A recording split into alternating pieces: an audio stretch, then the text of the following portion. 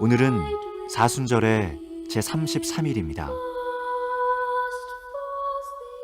그는 멸시를 받아 사람들에게 버림받았으며 간고를 많이 겪었으며 질고를 아는 자라. 마치 사람들이 그에게서 얼굴을 가리는 것 같이 멸시를 당하였고 우리도 그를 귀히 여기지 아니하였도다. 그는 실로 우리의 질고를 치고 우리의 슬픔을 당하였거늘 우리는 생각하기를 그는 징벌을 받아 하나님께 맞으며 고난을 당한다 하였노라. 그가 찔림은 우리의 허물 때문이요 그가 상함은 우리의 죄악 때문이라. 그가 징계를 받음으로 우리는 평화를 누리고 그가 채찍에 맞음으로 우리는 나음을 받았도다. 우리를 위해 고난 받으신 주님이 찔리고 상하심은 나의 허물과 죄악 때문임을 깨닫게 하소서. 주님의 고난을 묵상하는 이 절기에 그 누구보다도 제 자신이 주님을 만나게 은혜를 베풀어 주소서.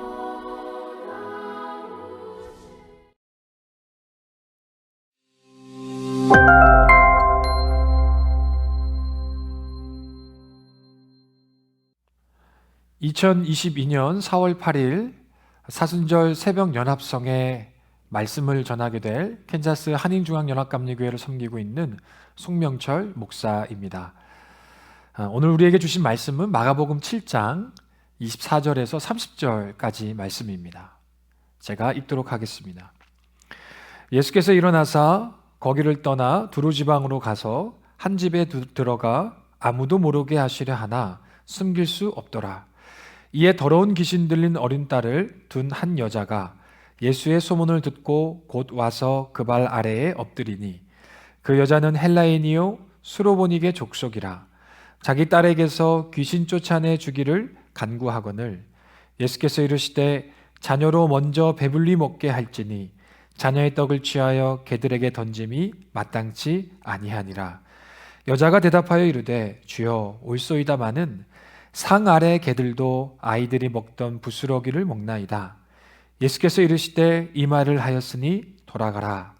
귀신이 내 딸에게서 나갔느니라 하시매 여자가 집에 돌아가 본즉 아이가 침상에 누웠고 귀신이 나갔더라. 아멘. 오늘은 이 말을 하였으니 돌아가라 라는 제목으로 하나님의 말씀을 전하도록 하겠습니다.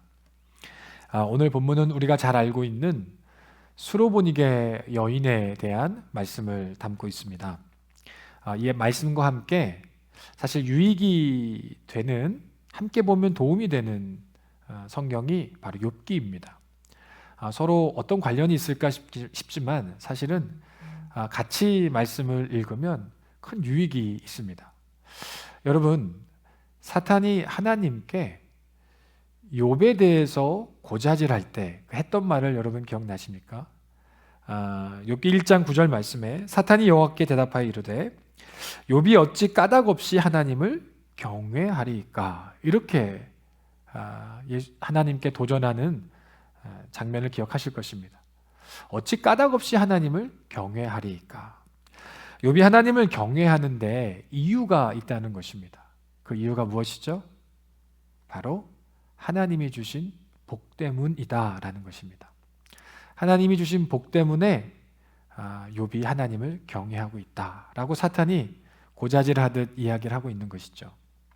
이 말을 뒤집어 읽으면요, 만약 욥에게 그 복을 주시지 않았더라면 욥은 하나님을 경외하지 않았을 것입니다 라고 말하고 있는 것입니다.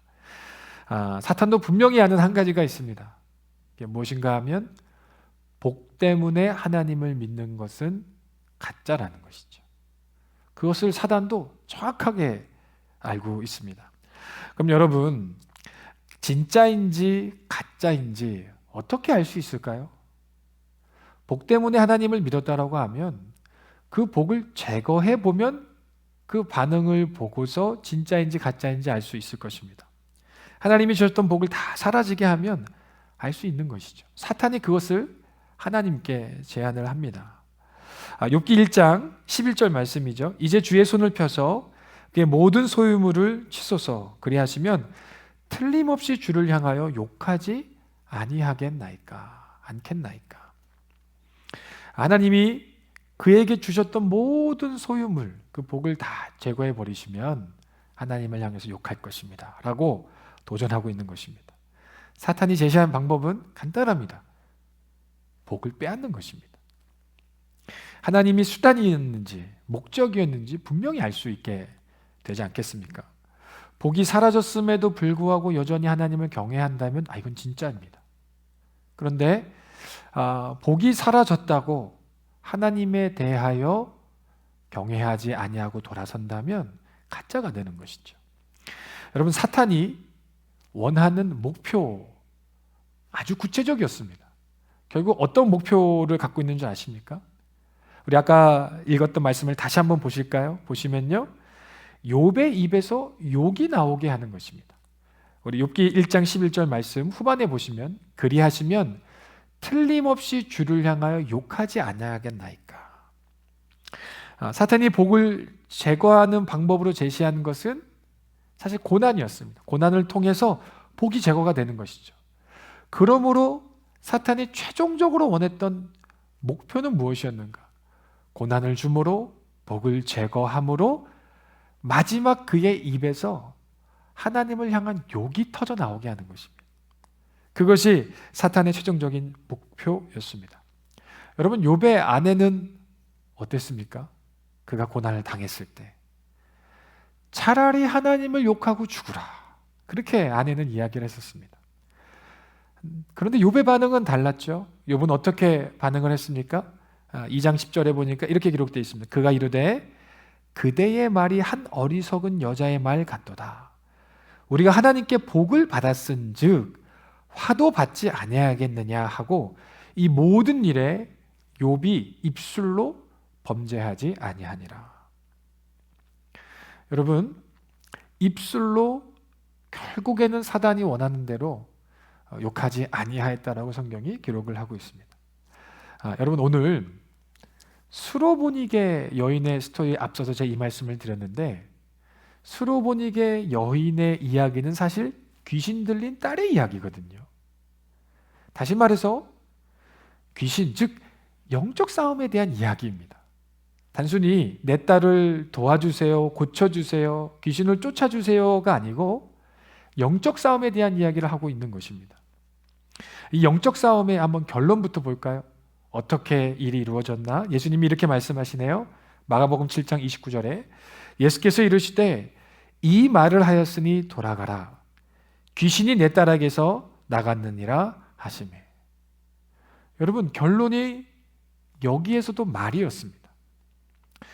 결국 수로보니게 여인의 입에서 나온 그 말이 귀신 들린 딸을 구원하는 말이 되었다는 것이죠. 그 말이 싸움의 승패를 결정했다는 것입니다. 여러분, 우리들의 영적 싸움은 결국 이 입에서 좌우될 때가 너무나도 많다는 것이죠.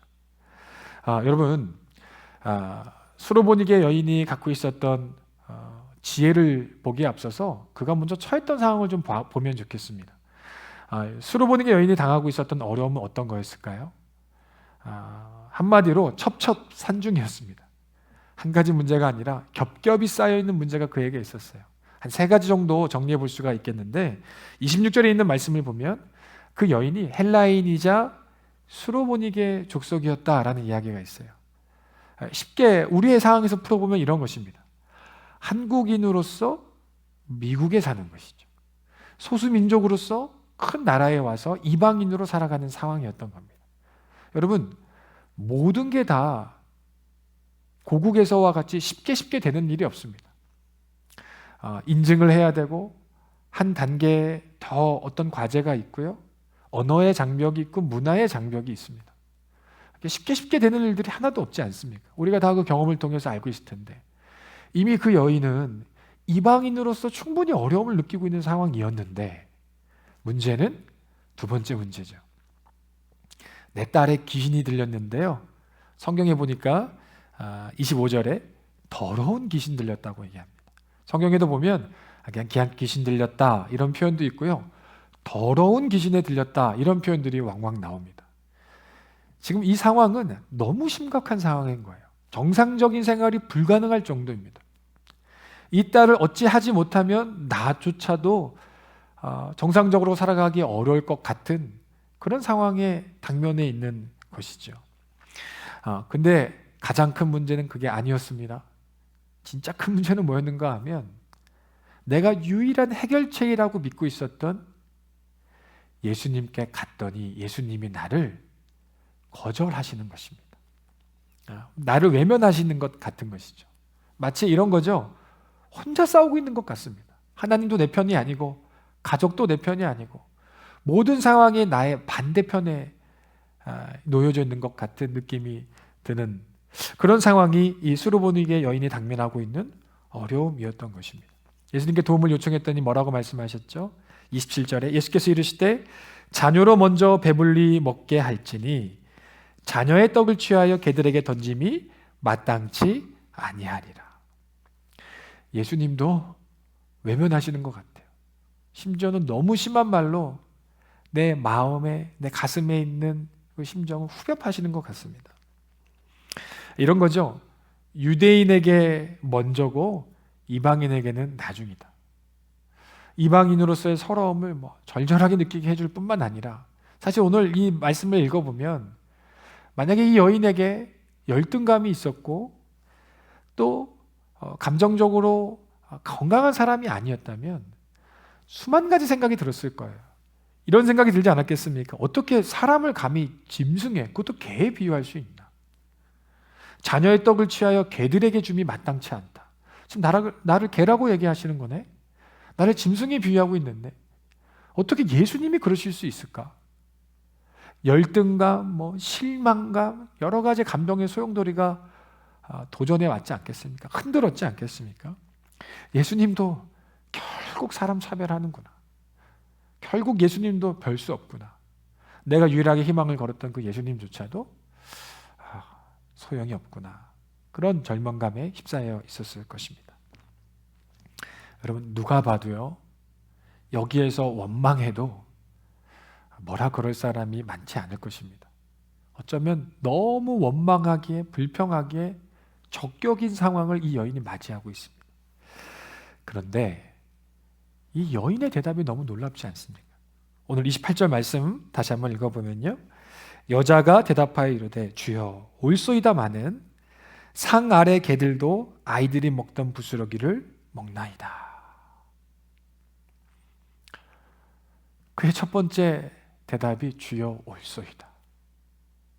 이미 결론을 내렸습니다. 당신의 말은 옳습니다. 이 모든 말 안에 그의 신앙 고백이 들어가 있습니다. 그러면서 말하기를 상 아래 개들도 아이들이 먹던 부스러기를 먹나이다. 여러분 영적 싸움에 대한 이야기를 사실 우리가 듣고 있는 것입니다. 사단은 끊임없이 그에게 모든 상황들을 고난 가운데로 밀어 넣어서요. 가능성을 희박하게 하고 소망도 보이지 않게 하고 결국 그의 입에서 뭐가 터져나가게 하는 게 최종적인 목표였습니까? 하나님을 원망하는 것, 하나님을 욕하는 것. 틀림없이 욥이 그랬듯이 수르보니게 여인도 욕할 것입니다. 지금 그런 영적 상황에 놓여져 있는 것이죠. 그런데 그런 시비를 붙였는데 시비를 당하지 않았습니다. 열등감도 실망감도 찾아볼 수가 없습니다. 오히려 이 고백이 여러분 이방인들에게 아직 허락되지 아니했던 하나님의 역사를 앞당기게 합니다. 우리 29절 30절입니다. 예수께서 이르시되 이 말을 하였으니 돌아가라. 귀신이 내 딸에게서 나갔느니라 하시매 여자가 집에 돌아가 본즉 아이가 침상에 누웠고 귀신이 나갔더라. 여러분 이 한 여인, 그것도 이방 여인, 더러운 귀신 들린 딸을 둔 이 여인의 고백이요. 여러분 하나님의 역사에 없던 계획, 오늘 없던 계획을 앞당기는 고백이 되었습니다. 여러분, 우리는요, 하나님을 좌지우지할 수 없습니다. 어떻게 미물 같은 우리가 하나님의 뜻을 바꾸고 우리의 마음대로 이렇게 저렇게 할 수 있겠습니까? 그런데 성경이 분명히 하는 메시지는 있어요. 우리가 하나님을 좌지우지할 수는 없지만 하나님을 감동시킬 수는 있다는 것입니다. 인격이신 하나님의 마음을 기쁘시게 할 수도 있고 그 마음을 감동하게 할 수도 있다는 것이죠.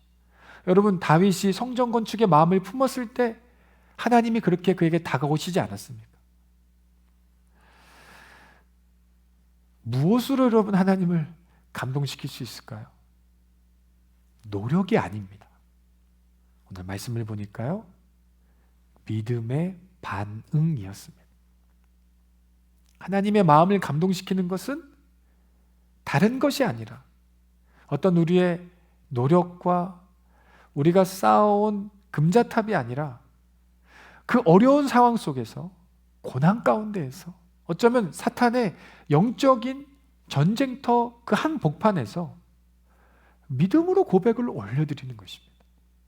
그 믿음의 반응을 주님이 보시고 없던 계획, 하나님의 스케줄에 생각지도 않았던 일들을 확 당겨서 이 한 여인의 딸을 구원하시기 위해서 당신의 시간표를 바꾸셨다라고 하는 것입니다.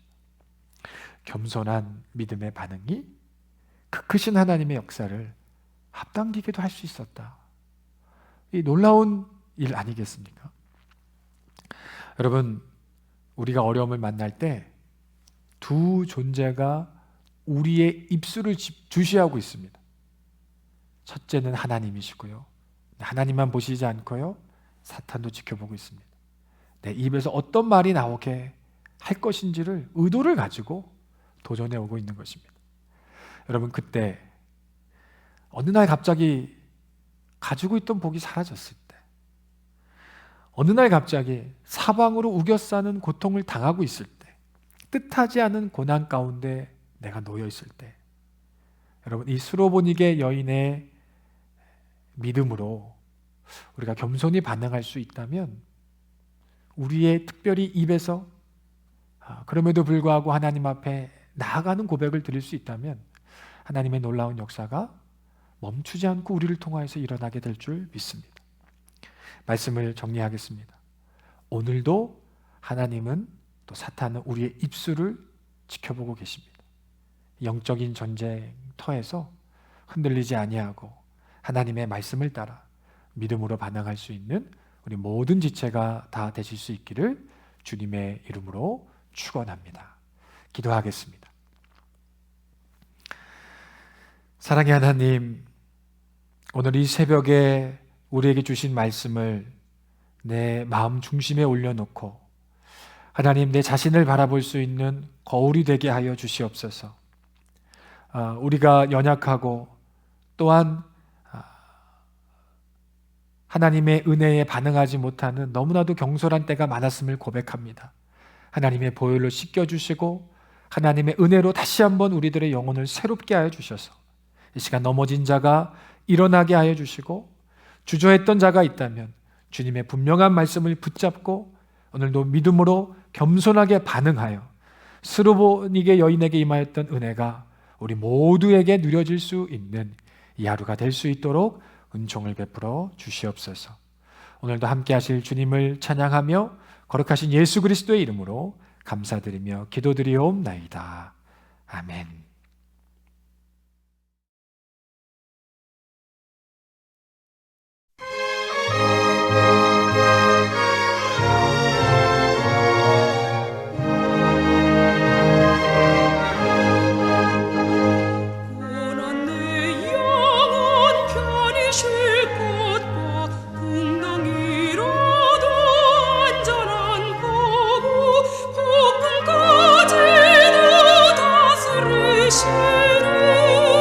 주의 영원